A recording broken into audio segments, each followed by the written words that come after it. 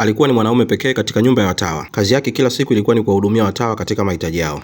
Kila siku saa 1 asubuhi, walipanga foleni mlangoni kwa Jackie. Waliingia chumbani kwake mmoja baada ya mwingine kwa utaratibu. Kazi ya Jackie ilikuwa ngumu sana. Alifanya kwa masaa 15 kwa siku na hakupokea mshahara wowote. Alijuta sana kuja kuomba kazi hii. Miezi 6 tu iliyopita alikuwa ni mkulima katika mji wa jirani. Siku moja alipokuwa anafanya kazi shambani, alimsikia mzee mmoja akizungumzia kuhusiana na kazi yake ya zamani. Kulikuwa na kundi la watawa wazuri katika nyumba ya watawa iliyo kilomita 5 kutoka mjini, na hakukuwa na mwanaume hata mmoja katika hilo eneo. Hiyo ilifanya watawa kumsumbua kila siku. Yule mzee aliteseka kwa miezi 3. Hakuweza kuvumilia yale mateso tena, hivyo akaamua kutoroka kisiri.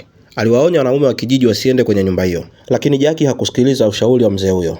Siku iliyofuata alienda kwenye nyumba ya watawa akijifanya bubu. Kiongozi mkuu alimhurumia Jackie kwa kuwa na ulemavu huo, hivyo akampa kazi hapo. Wakati huo Jackie hakujua kwamba ndoto yake mbaya ilikuwa tayari imeanza. Habari za kuwasili kwa mwanaume zilienea haraka. Watawa hawajaiona mwanaume kwa muda mrefu. Macho yao yalijaa udadisi na tamaa. Siku iliyofuata mchana, Jackie alikuwa akipunguza matawi bustanini. Hakujua kwamba watawa wawili walikuwa tayari wamekwisha kumlenga. Walichukua fimbo na kumlazimisha kuacha kufanya kazi mara moja. Kisha wakampeleka sehemu ya faragha.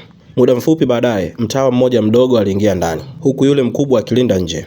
Walishirikiana kwa ustadi mkubwa, ishara kwamba hili halikuwa tukio la kwanza. Yule mtawa mdogo alipotoka, yule mkubwa aliingia mara moja. Siku iliyofuata tukio hilo lilienea kwa haraka katika nyumba hiyo ya watawa. Hata mama mkuu alishiriki kumtesa Jackie. Jackie alianza kudhoofu siku baada ya siku. Alijutia uamuzi wake wa haraka wa kuja hapa.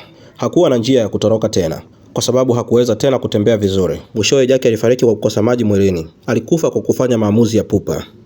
Pia usiache kutufollow kwenye peji yetu ya YouTube ili uweze kupata movie za kijanja kila siku. Kumbuka, hakuna Setine Max bila wewe. Chao.